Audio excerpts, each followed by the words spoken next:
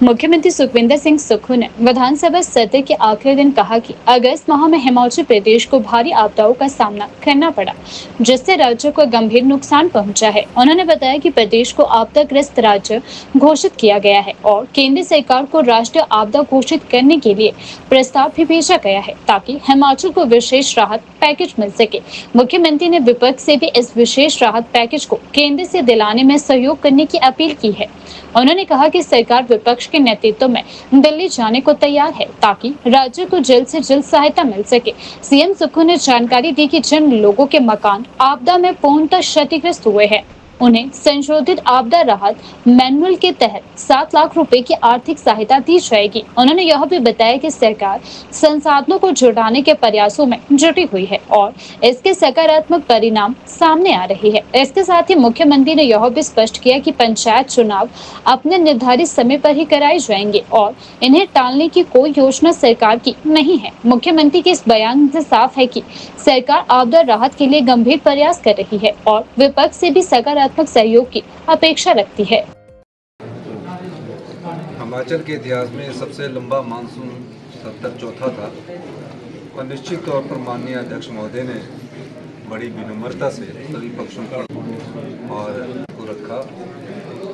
और हम ये कह सकते हैं कि जितना लंबा मानसून सत्र था उतना लंबा हमने कई विषयों पर चर्चा की, कई मुद्दों पर चर्चा की। आपदा में 4 दिन पर चर्चा हुई और 4 दिन चर्चा के बाद हमने उसका उत्तर दिया।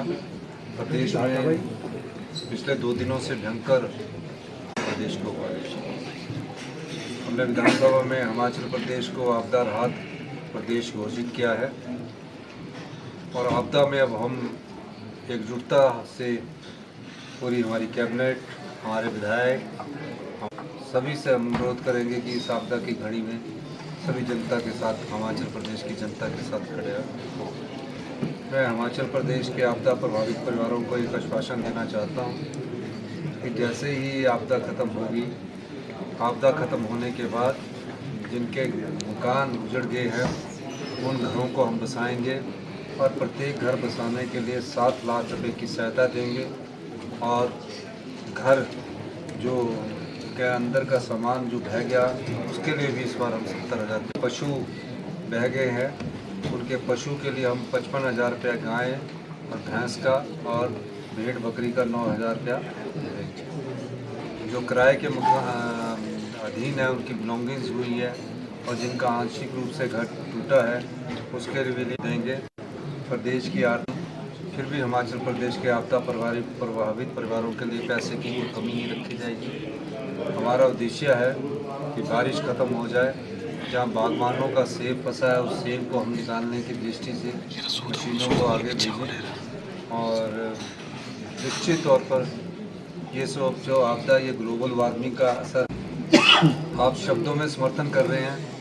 आप कम से कम जाकर दिल्ली सरकार के पास जाइए और एक स्पेशल रिलीफ पैकेज की जो घोषणा वो करवाइए, ताकि हिमाचल प्रदेश में हम चाहेंगे कि ये सभी जो पहले मुख्यमंत्री भारतीय जनता पार्टी के थे, शांता जी की बात का अनुसरण करें।